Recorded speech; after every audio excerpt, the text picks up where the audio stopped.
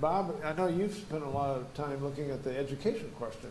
Maybe you could shed some light on that. I think if you look at the emergence of technologies that allow instruction to take place at a distance, the ability to deliver a lecture over YouTube or a lecture over streaming video, then you have to pick that apart a little bit. It makes sense to have a lecture, for example, if you have 400 students that have to take a Chemistry 1 course. You've got one person talking, 400 people listening, that works.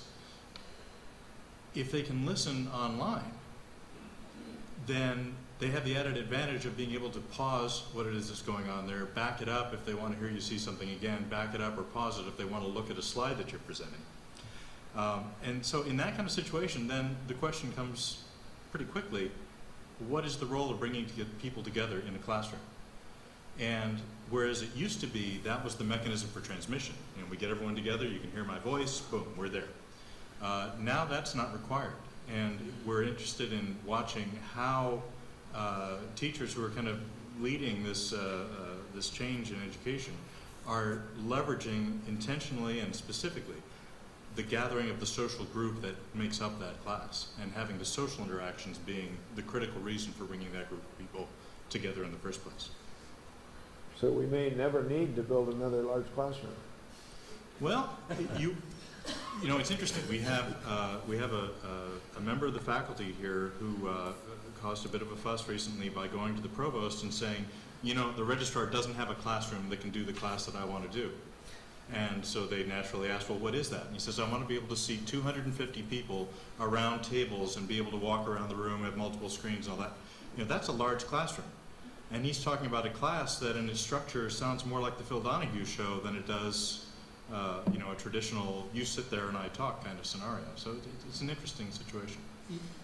Chuck, if I could interject. You're not bursting with enthusiasm. Yeah, I'm not shy either.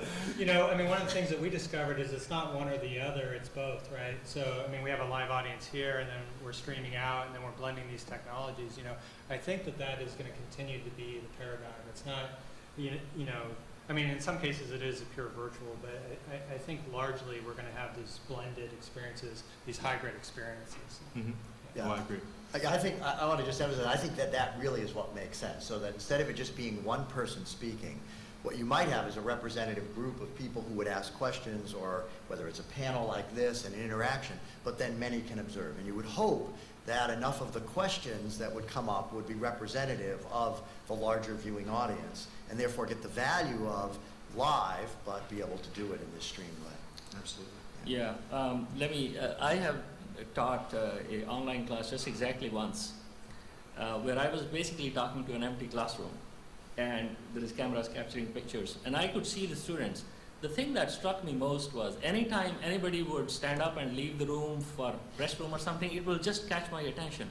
Whereas in a live class, if somebody leaves, I don't even pay attention. So there is something to that experience there. Yeah, and going back to the earlier discussion around television broadcasting, there's a reason that American Idol has a live audience. It's a TV show. It doesn't need a live audience. But there's a reason that they do. It's because of the energy that gets picked up and the interaction. One of the things I want to mention is the notion of mixed media, is the idea of using Twitter or IRC, Internet Relay Chat, as a back channel for interaction really works for both panel situations, and I know increasingly instructors are starting to do it in the classroom. Mm-hmm. So that you can have a live commentary running in combination with the kind of plenary dialogue that's going on. Well, actually, your colleague, Howard Rheingold, is one of these folks who brings all kinds of media into class. Mm-hmm. Twitter's commonly used as a back channel these days. We're seeing that in a lot of cases. Mm-hmm. And there's a lot of agony about that in the academic world, because there's concerns about privacy, there's concerns about intrusion by the public, heaven forfend.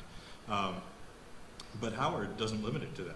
He's got every imaginable kind of social media lit up and rolling in the class, and multiple screens going, and students going in every conceivable direction. And he actually found himself, I guess he should be proud of this. He found himself in a situation where he had pretty substantially outpaced the willingness and the capacity of the students to multitask and to kind of multicast, if you will, what was going on in the classroom. And, this is Howard Rheingold.